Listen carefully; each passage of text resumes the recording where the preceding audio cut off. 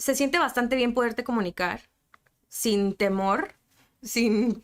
Es más, yo creo que una de las cosas más importantes de empezar como la comunicación verbal de un idioma que no conoces es atreverte a regarla. O sea, ¿qué es lo peor que puede pasar? Nunca los vas a volver a ver. Entonces, me acuerdo que mis papás no sabían hablar inglés y cuando nos llevaban al otro lado a comprar cosas o así, o en la fila del Hometown Buffet y esas cosas, pues que tienes que pagar y mi papá nos mandaba a pagar y hablar y nosotros teníamos que hacerlo porque ellos no lo hacían. Ya después ellos también aprendieron inglés, ¿no? Pero como que eso nos fue entrenando para la vida.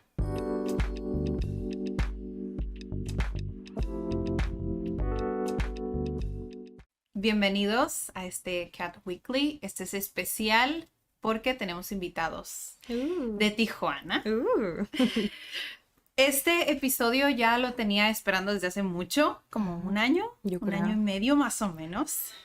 Pero bueno, vamos a estar platicando de muchas cosas. Creo que nos vamos a desviar un poquito a veces, pero en sí somos gente de Tijuana que queremos compartir la cultura y si se puede tocar esa biculturalidad que existe. Entonces, en este episodio me encuentro con Silvia Real y en el micrófono Daniela Barrera. Entonces, vamos a empezar este episodio. Es una serie de preguntas, pero más que nada es una plática. Ok. Entonces, si a veces surgen preguntas también de tu parte o cosas que a veces quisieras resaltar, pues, bienvenido. Perfecto. ¿Ok? Entonces, ¿de dónde eres? Yo soy de la Ciudad de México. Ok. Pero como la mayoría de los que vivimos en Tijuana, mis papás vienen de otro lugar. Mis papás se conocieron en Ciudad de México y como a los 2 años que yo tenía nos trajeron a vivir acá.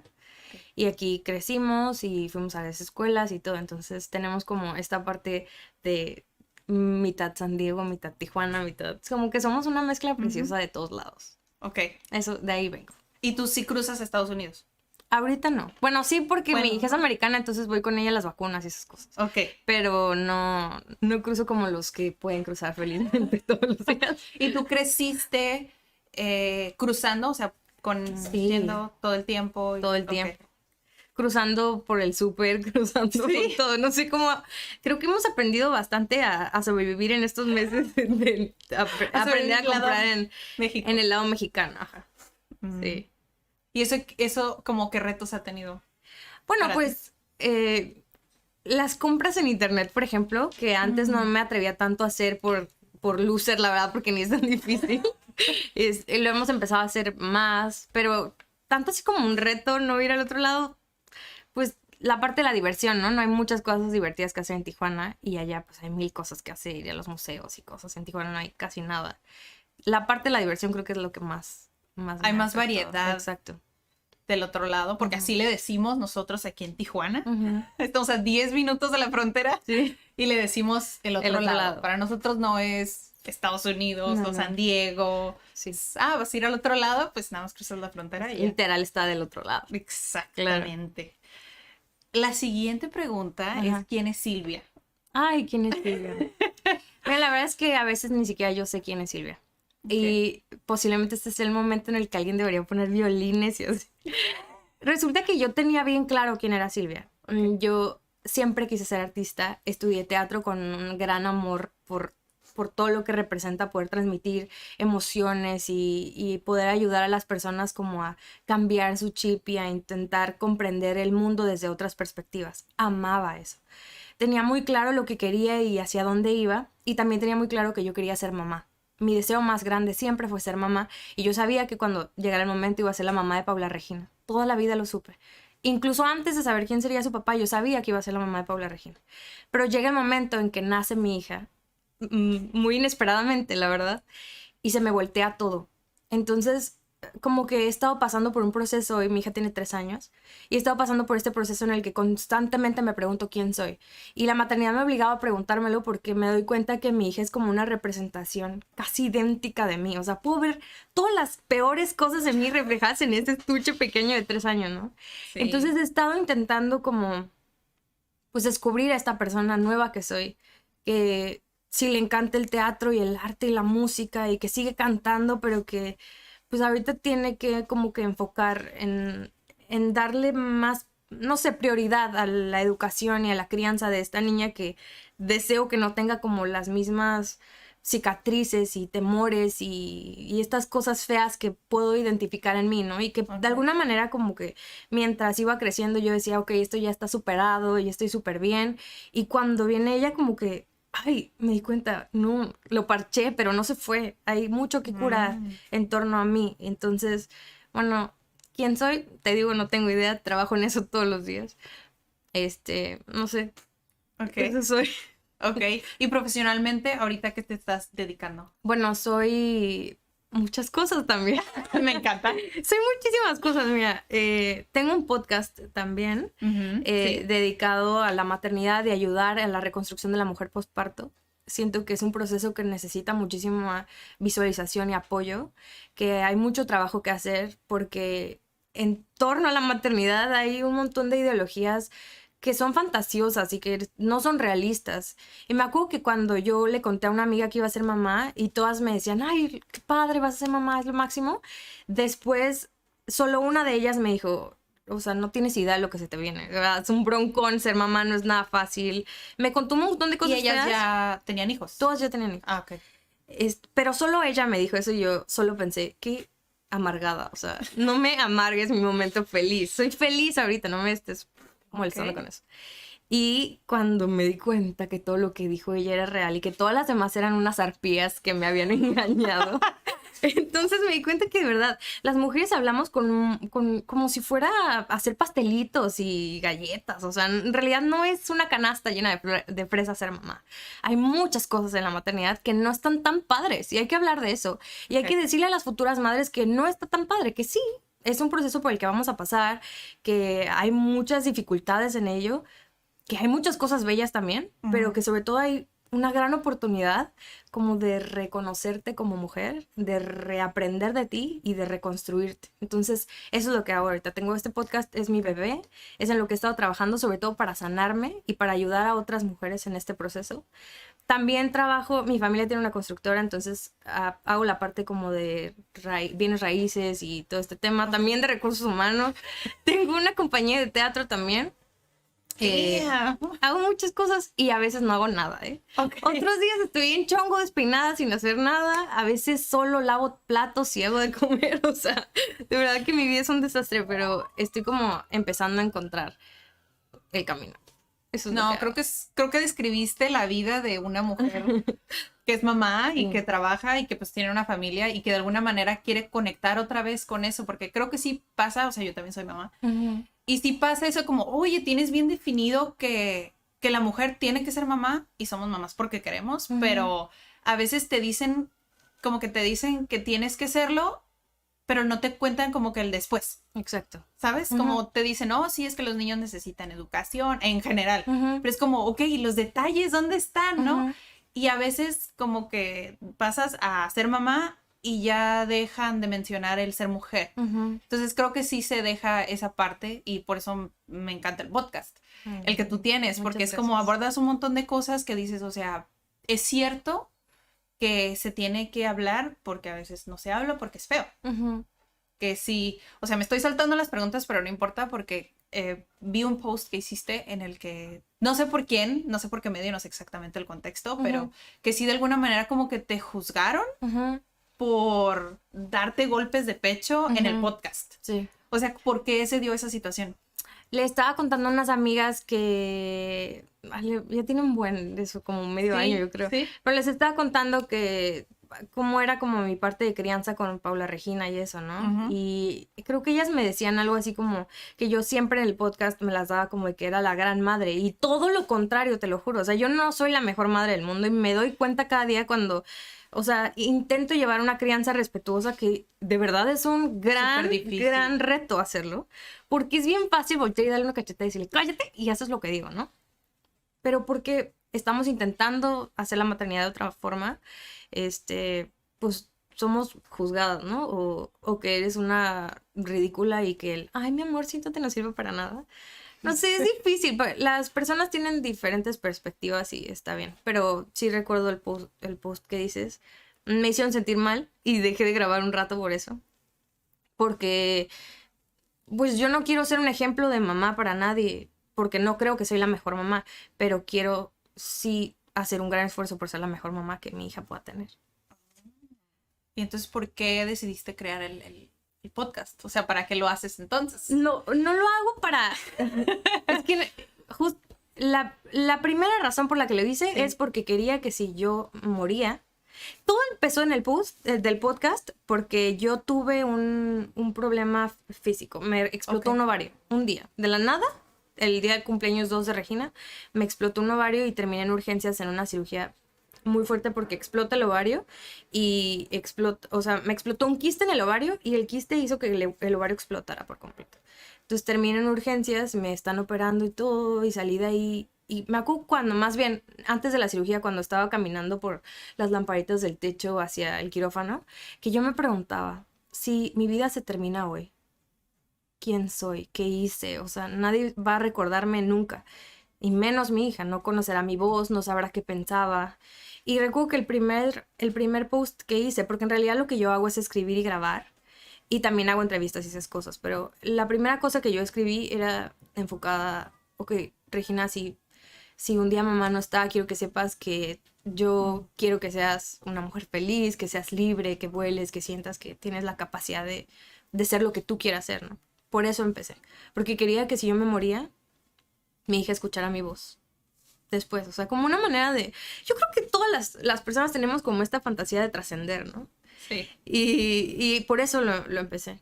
Después me empecé a dar cuenta que las personas a mi alrededor creían que quería darles como clases, ¿no? Como si yo creyera que era la que sabía todo. Y seamos honestas, si hay un momento en la maternidad en el que crees que tienes... Que tú lo sabes todo. Exacto. Porque investigaste un montón de cosas y te das cuenta que lo que te dijeron no es. Exacto. Y dices, yo sí sé porque yo investigué. Y a veces creces y luego dices, uy, yo que según estudié, cometí errores ahí. Exacto. Donde no debía haber cometido. Sí, y sobre todo porque hay muchísima información ahorita y puedes encontrar un montón de cosas y después te das cuenta que en realidad no importa si lactaste exclusivamente 1 año, 2 o 3 meses, que en realidad no importa si no hiciste baby led weaning con tu bebé, o sea, esas cosas como quiera, hay cosas más importantes y como mamá creo que a veces nos enfocamos mucho en como que cumplir al pie de la letra los requisitos para ser una buena madre. Y al carajo con eso, en realidad, ¿de qué se trata ser una buena madre? Yo me acuerdo que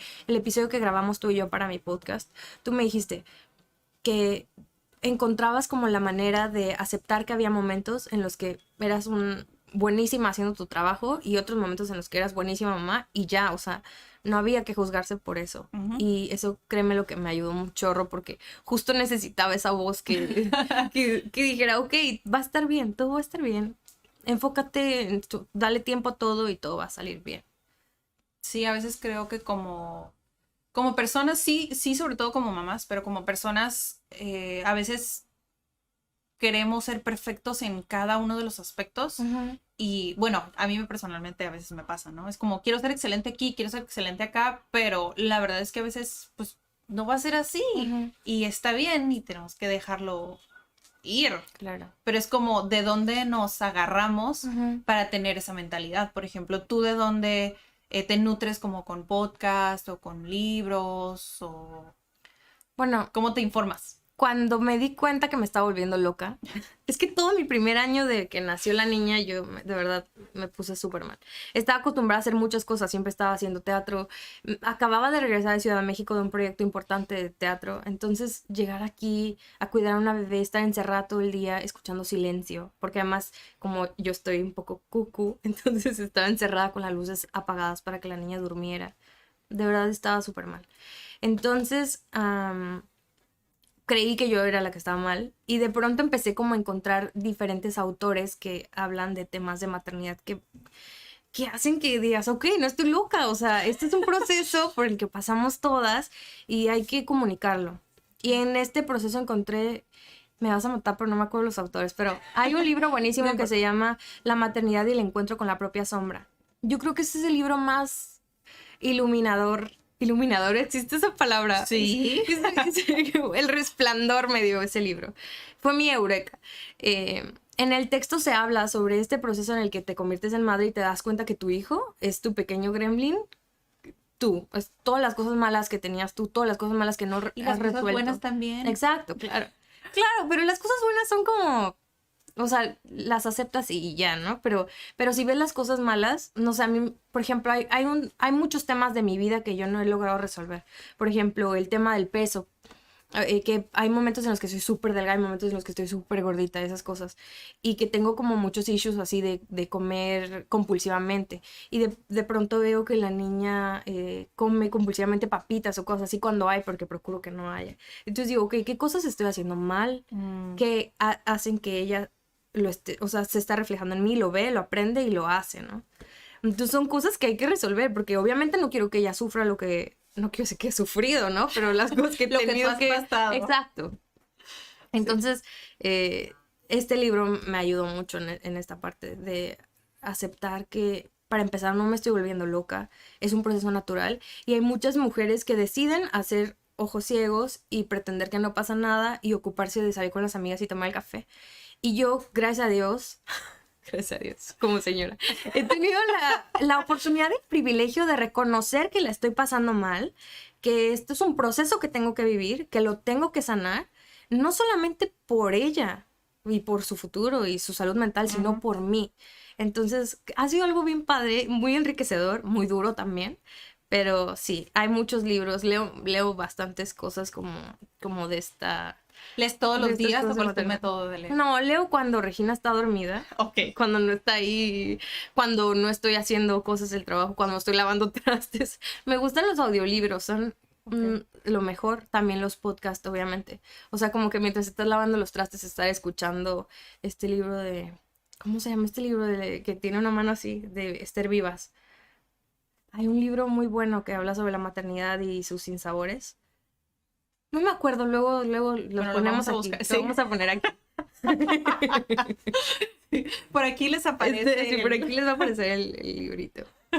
Pero sí, hay mucha información. Busquen cosas que les hagan sentir bien. ¿Y todos los autores que lees son en español? La mayoría sí leo en español. La verdad es que no leo en inglés. Creo que jamás he leído un libro en inglés, y no porque no, o sea, no sé, no me ha llamado la atención. Incluso de autores que escriben en inglés, creo que no he leído jamás un libro. ¿Los lees en español? Los leo en español. ¿Y podcast? Tampoco los escucho en inglés. Pero, por ejemplo, las series y las películas, esas sí las veo en inglés. Creo que la interpretación es fundamental, ¿no? Como actriz tengo que recurrir a lo que es como el original, ¿no? No suena igual. Sí, porque vi que también, bueno, no sé qué tanto has hecho en el voiceover. Ajá, como voiceover también, pero solo ¿Lo en necesitas? español. Sí, Pero, lo necesito. Okay. Y como, por ejemplo, tú sabes inglés. Sí. ¿Y lo aprendiste como desde chiquita? Pues es que aquí ves que es como... ¿O tuviste clases? Pues en la escuela iba en el Patria, entonces teníamos la mitad del día en español y la mitad del día en inglés. Y la verdad es que era malísima. Y me acuerdo muchísimo que las niñas se burlaban de mí porque alguna vez en un examen escribí for what en lugar de... Pero supongo que tenías, no sé... Sí, o como 5 años, 8 meses. Sí. Pero es de esas cosas que recuerdo que eran así como súper enfadosos en la escuela. Y no me gustaba, pero como que, no sé. Pues es que es natural, ¿no? Igual y no soy excelente escribiendo en inglés. Pero podemos hablar bien inglés y vamos al otro lado, ¿no? Ok. ¿Y cómo ves que te beneficias? ¿Cómo me beneficia? Sí, porque bueno, dices, pues pasé la escuela, pero ¿en realidad lo has usado o no lo has usado? No, claro. Claro que sí. Claro que sí lo usas, ¿no? Todo el tiempo, pues, se siente bastante bien poderte comunicar sin temor, Es más, yo creo que una de las cosas más importantes de empezar como la comunicación verbal de un idioma que no conoces es atreverte a regarla. O sea, ¿qué es lo peor que puede pasar? Nunca los vas a volver a ver. Entonces, me acuerdo que mis papás no sabían hablar inglés y cuando nos llevaban al otro lado a comprar cosas o así, o en la fila del Hometown Buffet y esas cosas, pues que tienes que pagar, y mi papá nos mandaba a pagar y hablar y nosotros teníamos que hacerlo porque ellos no lo hacían. Ya después ellos también aprendieron inglés, ¿no? Pero como que eso nos fue entrenando para la vida. Vaya. Y el hecho de que tus papás sean de Ciudad México y que tú de alguna manera creciste en Tijuana, ¿cómo ves que haya como culpido o cómo te nutrió a ti? ¿Cómo me nutrió? Bueno, Porque sí es muy distinto el estilo de vida en Ciudad de México a Tijuana. Pero amo esta palabra que en realidad no sé si se dice así, transculturalidad. Alguna vez tuvimos que exponer de eso en la clase de ética en la preparatoria. Okay. Pero se trata de esta combinación de las culturas, ¿no? Obviamente tenemos esta parte de celebrar Thanksgiving, es una tradición. ¿Tú sí lo celebras? Sí, me encanta, aunque el nacimiento, el surgimiento del Thanksgiving no sea algo bellísimo, pues creo que la tradición en realidad lo es, ¿no? De reunirte con la familia, agradecer por las cosas. El significado que le das. Exacto. Entonces, creo que está súper padre como poder combinar estas diferentes, pues, festividades y de ambas culturas. Creo que son muy padres. Te fuiste a Ciudad de México a hacer teatro. ¿Te fuiste mucho tiempo? Pues es que yo estudié aquí toda la vida, hasta la prepa, y me fui a estudiar a la universidad en Puebla. Entonces, mis maestros de la universidad en Puebla eran los directores de teatro de la Ciudad de México. Los directores de teatro importantes de la Ciudad de México. Entonces, nuestras obras de fin de año, de cada semestre, eran en Ciudad de México algunas veces y otras veces en Puebla. Entonces, como que ahí fuimos como creando redes y así. Después me regresé a Tijuana, terminando la universidad, y estuve algún tiempo, como 1 año o 2, trabajando en la constructora de mis papás. Y después de eso, me regresé a México porque me llamaban para hacer juntas y difuntas en el Silvia Pinal. Y estuve allá como 1 año o 2 y luego ya regresé y me embaracé. Bueno, eso fue hace 4 años. Y después ya nada más te has dedicado prácticamente a la Regina y al podcast. A la Regina y al podcast. Y recientemente saliste ya de tu casa. Oye, qué fea la pandemia, ¿no? ¿Cómo la viviste tú? Para mí no fue tan duro. Sí fue duro, porque estoy acostumbrada a venir a la oficina, por ejemplo, y el hecho de estar en mi casa mucho tiempo sí fue muy difícil. Claro. O sea, guardada exclusivamente, estuve como 3 meses. Pero aquí en CAD, por ejemplo, las clases son como individuales o el máximo, si es un grupo, son 5 personas. Bueno, ahorita ya 5 personas, antes eran 8. Pero dijimos, vamos a regresar pues con todas las medidas, pero siento que sí, o sea, nos hacía falta a todos regresar. Claro. Regresar porque en sí pues no se ha quitado, pero también le ha dado como una oportunidad, digo, te dio la oportunidad a ti de empezar el podcast. Nos dio la oportunidad a nosotros también de decir, bueno, hay que ser un poco más constantes. Claro. Y de alguna manera aprovechamos la oportunidad de que muchas personas se dieron cuenta que la parte online puede funcionar. O sea, ya no es de, es que necesito ir a clase o necesito tomar o necesito ir a la charla esa al evento. Es como, puedes hacer muchas cosas en línea o como emprendedores, ¿no? Te adaptas un buen a esto. Digo, hay muchos negocios que pues cerraron. No sé específicamente por qué. Tengo mis teorías. Pero siento que a nosotros fue una manera de evolucionar y de decir, pues es un golpe de alguna manera, pero uno se puede adaptar siempre. Claro. Siempre. Y la parte donde ya, por ejemplo, los niños se quedan en la casa todo el tiempo, ahí sí fue un súper reto. Porque están acostumbrados los niños a ser activos, a socializar. Somos seres sociales. Claro. Es como todo el tiempo encerrados, que era lo que me decías antes de empezar a grabar. Es como, tengo miembros de la familia que todavía siguen encerrados y dices, wow, o sea, ¿cómo impacta eso en tus emociones? En tus emociones. De hecho, estaba teniendo una clase esta mañana con alguien de Rusia, donde en Rusia son 8 meses de invierno y es como, imagínate 8 meses de cielo gris. Sí. O sea, cuando el sol tiene vitamina D y está comprobado que te hace feliz. Es como, sí es cierto que si hay días grises, literal, pues sí afecta. Entonces tienes que encontrar como la manera de sobrellevar eso. Claro. Que, por ejemplo, se me hace muy cool que en podcast toques como temas en donde a veces no se hablan y que, pues, la cultura mexicana es como, piensas que ir al psicólogo es para personas que están locas. Como no se trata de eso, es un acompañamiento emocional que precisamente a veces no se tiene y es súper saludable, es como ir al doctor. Sí. Te duele la panza y vas al doctor. Exacto. Es como, o sea, tú sí has tenido como esta parte donde chicas te escriben, por ejemplo, y te dicen que de alguna manera el podcast las ha ayudado a orientar. Sí. Sí. Acompañar, porque más que nada creo que sí no se habla del posparto, lo que pasa después. ¿Cuál ha sido tu mejor experiencia en el podcast? Sé que dices, este episodio, dices, bueno, yo sé que todos son especiales, sí, ¿no? Pero uno que dices, híjole, aprendí un montón de este episodio. Mira, no es el episodio en sí, pero grabamos un episodio con Mariana de Cabeza por el Mundo, que ella es blogger también y hace cosas de mamá Disney y esas cosas. Grabé con ella porque me encantaba lo que hacía y amo Disney. ¿Quién no ama Disney, no? Entonces, literal mamá Disney. Sí. Okay.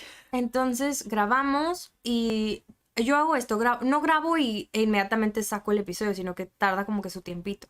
Okay. Entonces, porque como era pandemia, yo grababa como 7 episodios a la semana, pues no había manera de sacar el episodio cada día, ¿no?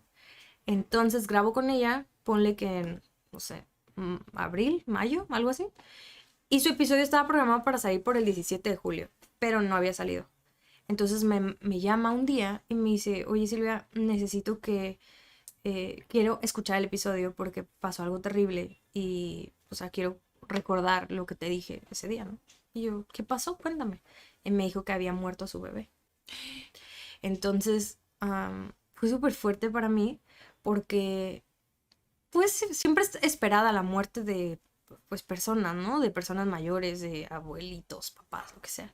Pero no esperas la muerte de un bebé, ¿no? De un niño pequeño, de una madre que le ama tanto. O sea, creo que ha sido el episodio que más me ha pegado, no por el episodio en sí, sino por lo que ocurrió. Entonces, lo que hice fue escribir como un pre del episodio, obvia post edición, lo subí y fue bien fuerte, de verdad. O sea, todavía hoy lo recuerdo y me duele.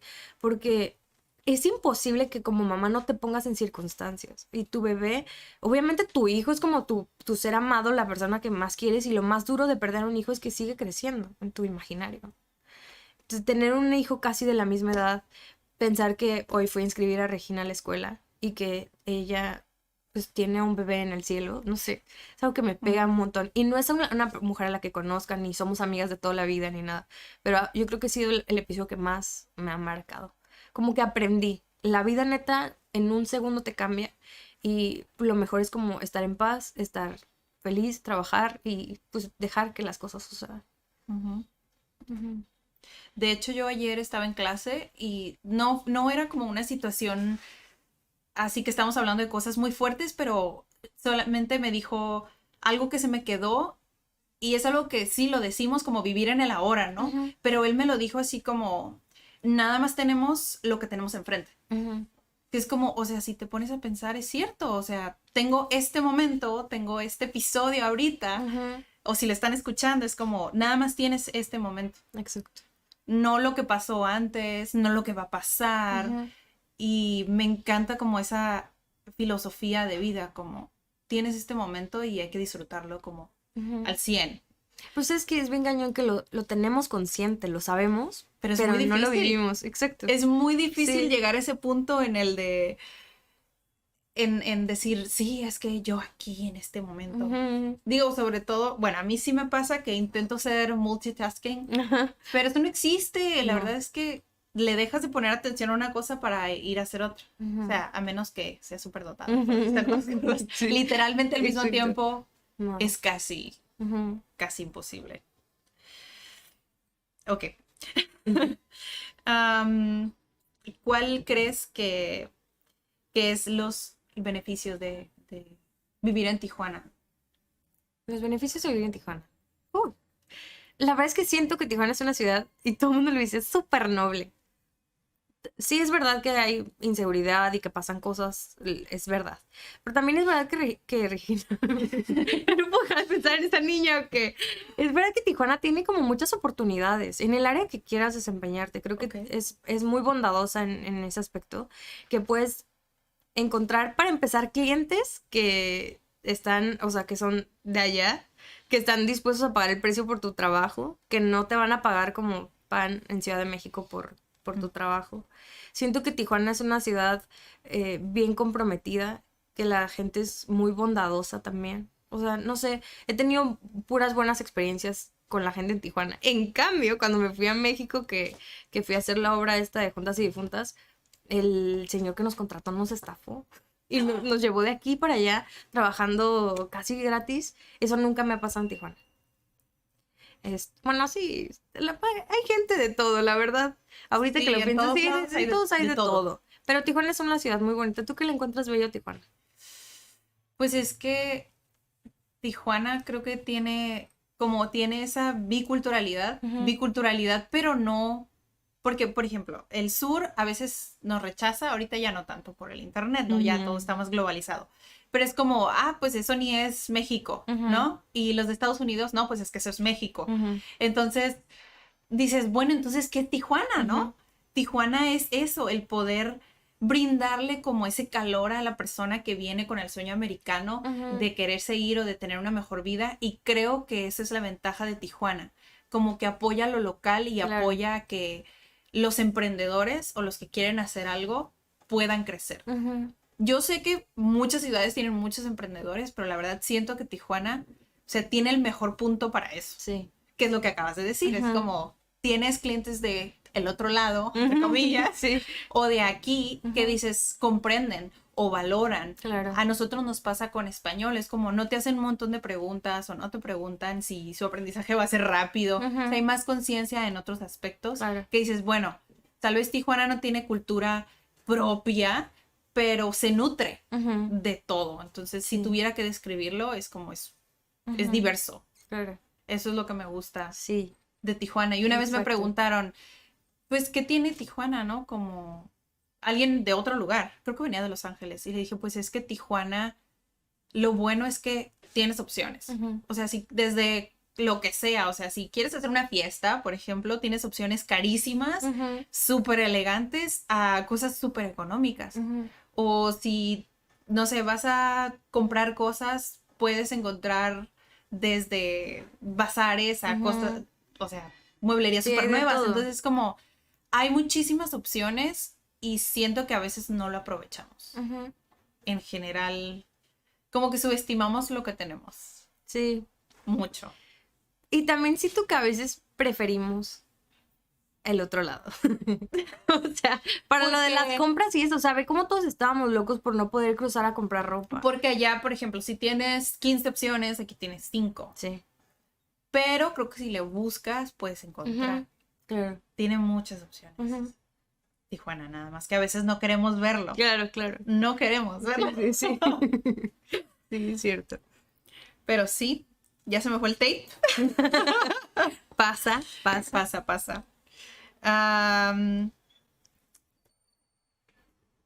Porque, ya recordé.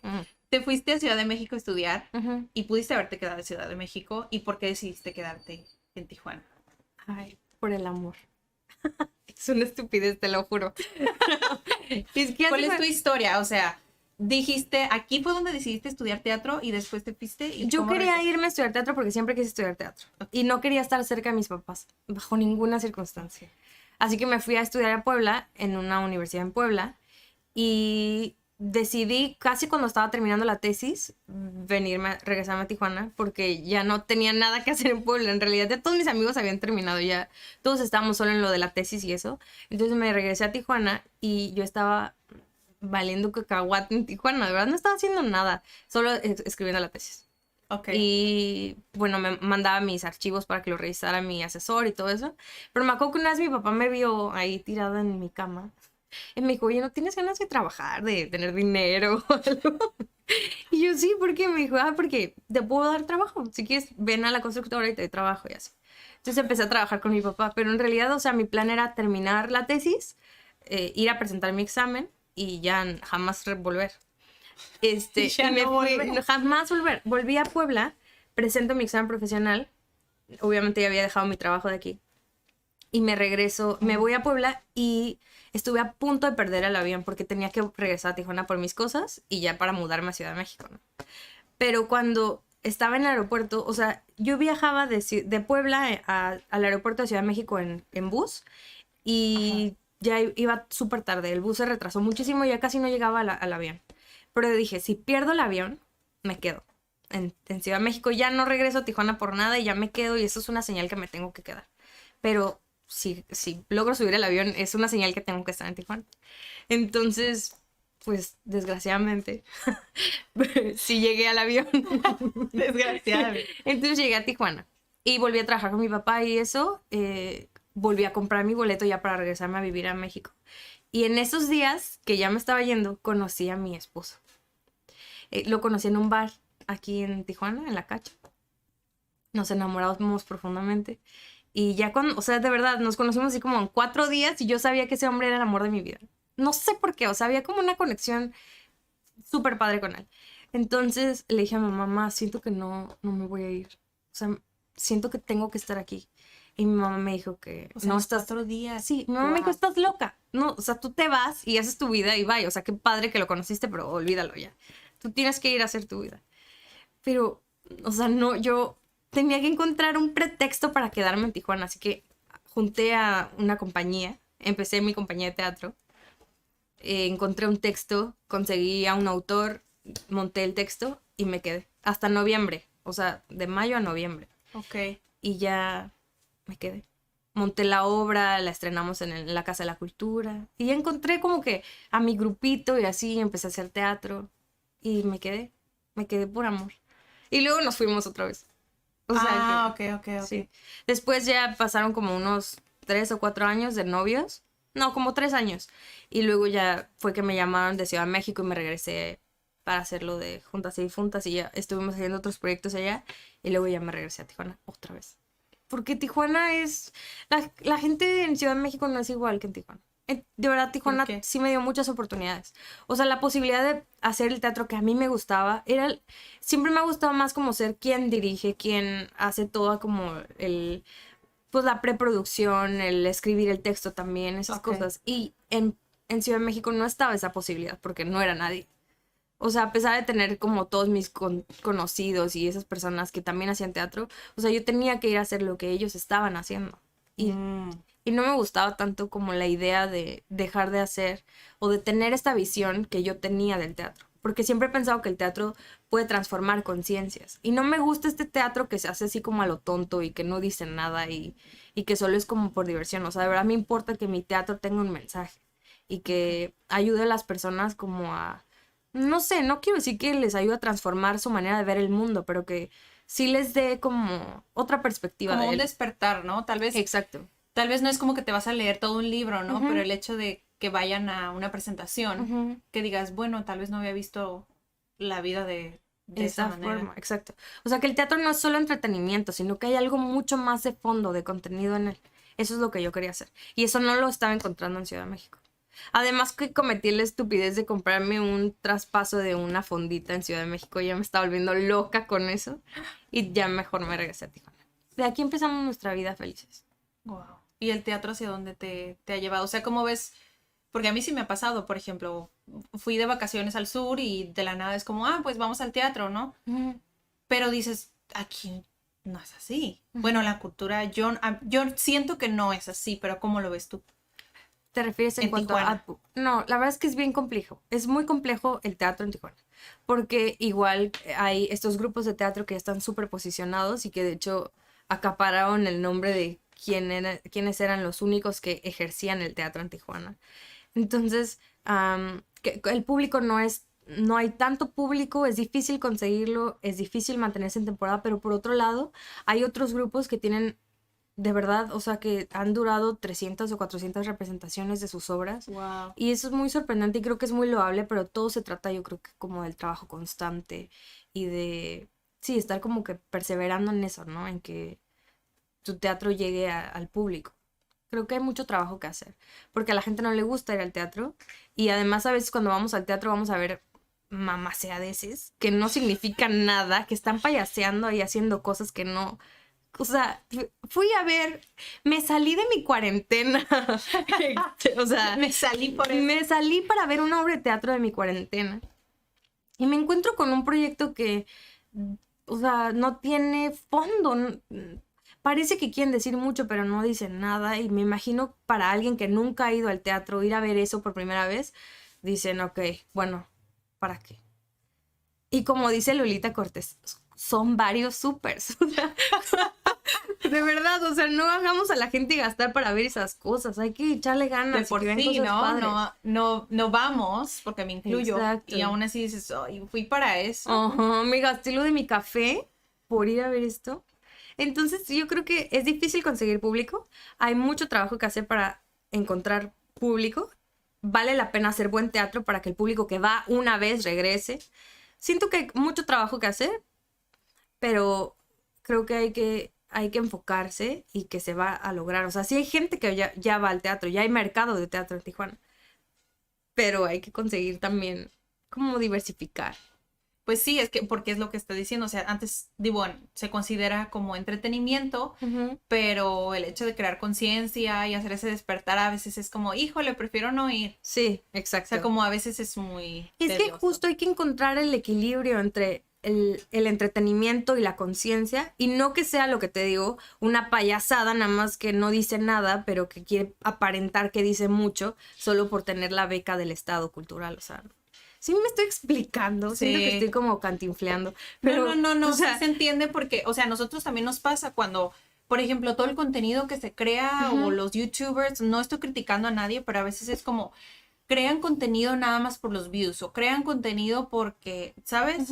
O sea, no es significativo. Exacto. Cuando dices, oye, si ya te estás tomando el tiempo de grabar, de editar, de subir, dices, pues que le deje algo a la gente. Fuera de que se pueda reír y que la pueda pasar bien un ratito, dices, pues, que empecemos a maquinar. Sí, que gire tantito la ardilla. Oye, me da coraje de verdad, que siento que a veces, o sea, veo contenido como el tuyo, por ejemplo, como el de otras personas que de verdad investigan, que hacen cosas inteligentes, que no tienen el alcance que tienen personas que están bailando y haciendo payasadas. Es algo que me molesta tanto. Te lo juro, porque digo, oye, tengo una noche entera sin dormir, escribiendo cosas, pensando, buscando palabras, haciendo juegos de palabras y todo, para decir algo que signifique algo y que le llegue a alguien. Y no llega a nadie. Y hay otro tipo que se está metiendo cosas en la nariz y tiene 800,000 reproducciones. Es súper frustrante, ¿no? Sí. ¿Y cómo llevas eso? Porque, o sea, cuando eres escritora y eres creadora de piezas, de arte, sí. O sea, ¿cómo le haces para lidiar con eso? Creo que también estamos acostumbrados a ser ignorados. Desde chiquitos. No somos normales las personas.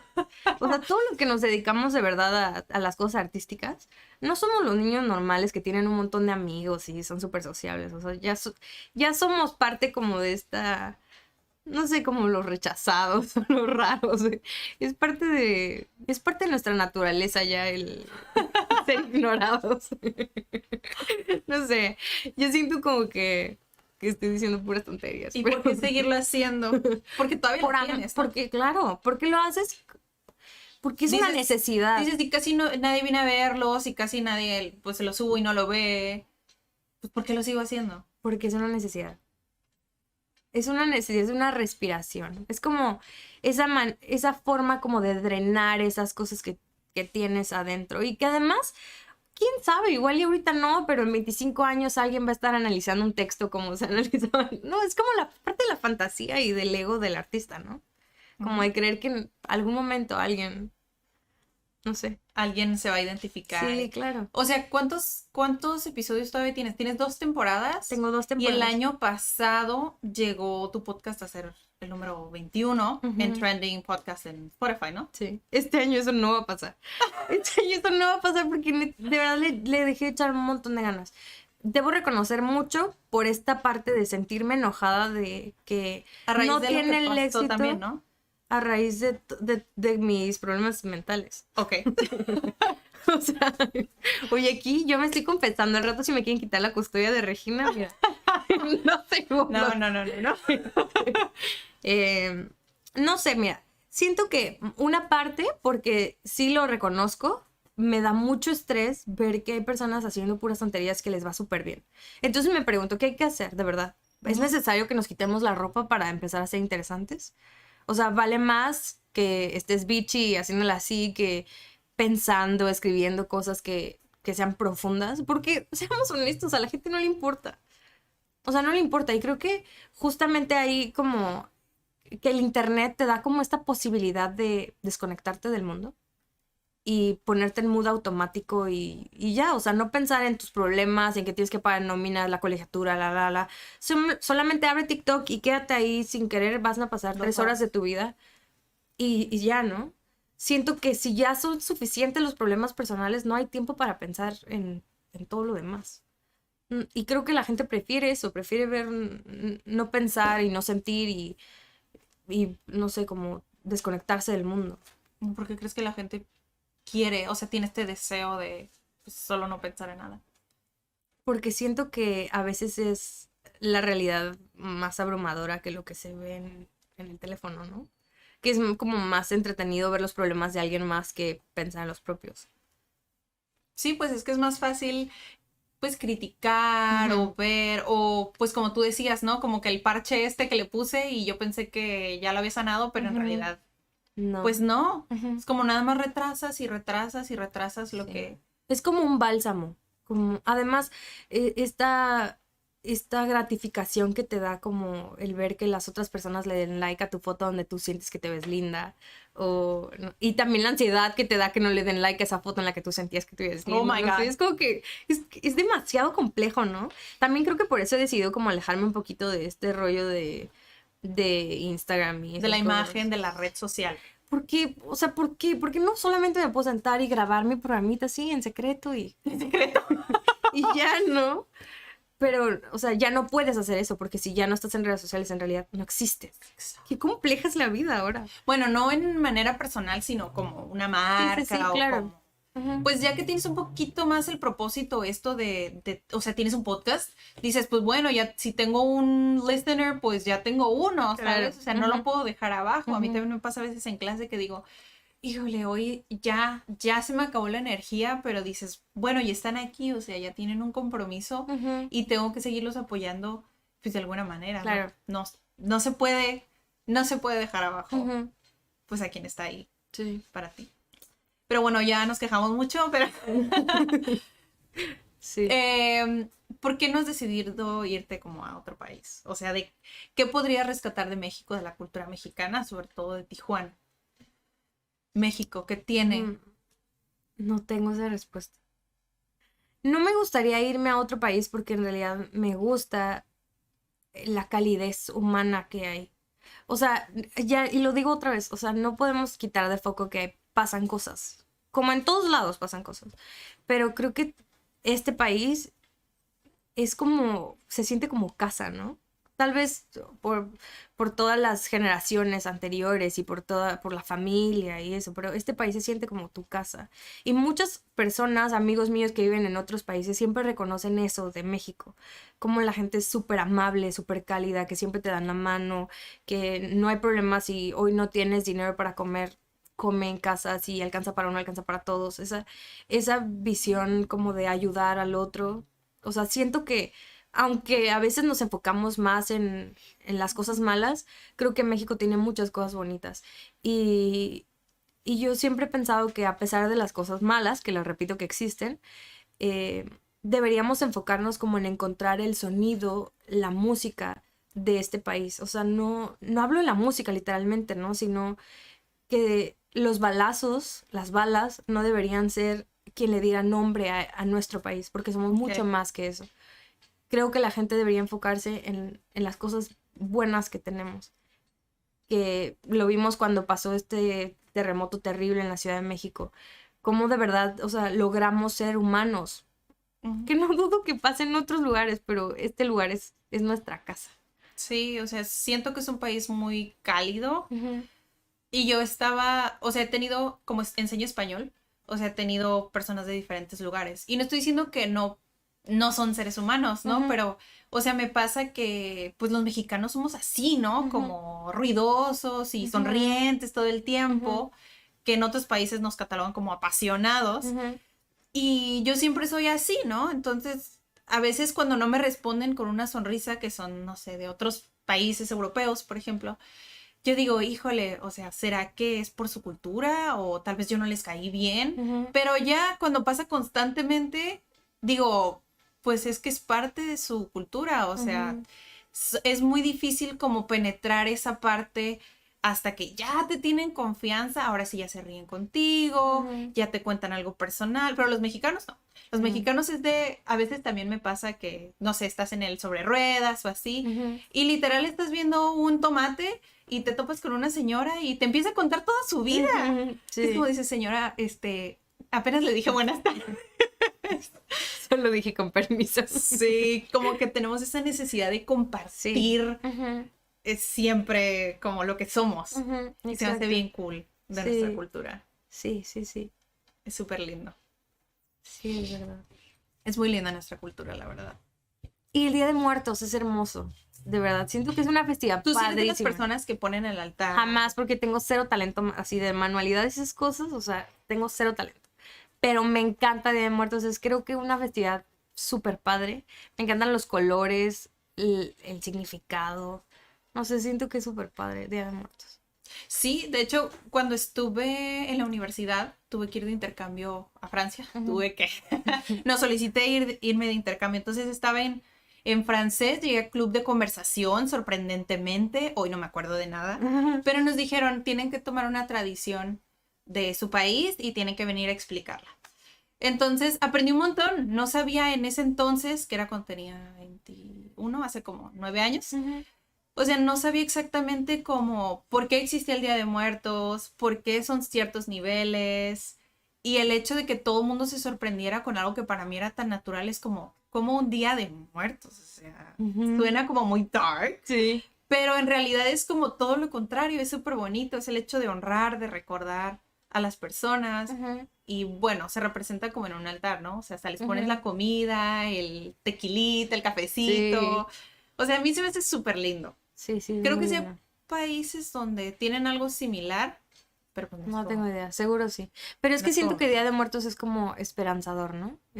Vas a irte, pero vas a venir por tu cigarrito el 12 de noviembre. Sí, pues es lo que decías al principio, como el hecho de querer trascender y de alguna manera como que ser inmortal, como el hecho de saber, pues puedo volver en algún momento, me van a seguir recordando. Es un poco, creo que el ego. De no morir del todo. De no morir del todo. Muy intensamente. Sí. Pues Silvia, muchísimas gracias. Hombre, gracias a ti. Digo, tengo muchos planes en la cabeza porque haces muchas cosas, entonces haces muchas cosas. Siempre creo que quien hace tanto no hace nada, ¿eh? Siempre lo digo. Es que el ser humano es muy talentoso, entonces no nos podemos encasillar, que todavía no sé si sale ese episodio, pero no nos podemos encasillar como en una sola cosa, ¿sabes? Como el hecho de, hoy yo doy clases, pero ¿qué pasa si quiero escribir libros y nada más me quiero dedicar a eso? Entonces, tal vez en 20 años, tal vez ya ni siquiera voy a hacer eso, voy a hacer otra cosa. Entonces, permitirnos, como lo que tú dijiste, permitirnos equivocarnos, permitir corregir, creo que es lo mejor que podemos hacer. Sí. Entonces, no es como que somos expertas, digo, en lo que sea que decimos, compartimos nuestra experiencia siempre. Exacto. Y si se puede ayudar a alguien, pues digo, por eso estamos sentadas. Claro. Aquí platicando y grabándolo y a ver hasta dónde llega, aunque sean 2 views. Claro. O 3 views. O 10,000 views. Claro. Yo la verdad estoy súper contenta de tener esta bonita experiencia contigo. Muchas gracias. Estoy muy contenta de estar aquí. Y que se nos haya hecho porque ya tenía como 1 año de pandemia. 1 año de pandemia. ¿Cuánto llevamos de pandemia? Como 2 años, 2 años. Ya van a ser 2 años. ¿Cuántos episodios llevas hasta ahorita? Llevo... ¿Tú grabamos? Casi 100. ¡Wow! Casi 100. Son un montón. ¿Y cómo te pueden encontrar? Me pueden encontrar en Spotify como Silvia Real. La segunda temporada se llama Sirenas en el Desierto o La perversa travesía al país de las supermamás. Invito a mamás para que cuenten su historia, para que veas que, o sea, esta temporada está enfocada a otras mamás, ya no soy yo el centro de todo. La idea es que platiquen y escuchen a otras mamás que todo el mundo dice que vive sufriendo como nadie más. Y bueno, escuchen las historias de otras para que sepan que todas sufrimos cosas diferentes y que nos recuperamos de eso. De eso se trata esta segunda temporada. Y me pueden encontrar en Instagram y en Facebook como @real Silvia Real. No, solo en Instagram y en Facebook como Silvia Real. Así me pueden encontrar. Sí, ahí pueden encontrarla. Escuchen tómense su tiempo, un cafecito, un tecito para que escuchen los episodios, que la verdad me gustan mucho los episodios. Muchas gracias. Hay uno que hiciste con tu niña también, ¿verdad? Ay, sí, el Día del Súper Niño. lindo. No sabes cuántos dulces me costó, de verdad, o sea, lo tuve que estar sobornando para que grabara palabra por palabra. ¡Guau! Ah, bueno, es que tiene 3 años. Sí. Pero así es el reto. Sí. Pero está cool. Muchas gracias, Silvia. Muchas gracias a ti, muchas gracias. Muchas gracias. Síguenos entonces en las redes sociales. Váyanos a ver a YouTube, que estamos como CAT Centro de Aprendizaje y Desarrollo. En Instagram como Comunidad CAT. Los demás no me acuerdo. No, en Spotify como CAT Podcast. Y en Facebook, que casi todos lo subimos primero a Facebook, es CAT Tijuana. Excelente. Entonces, nos vemos en el próximo episodio. Les deseamos un excelente día. Bye.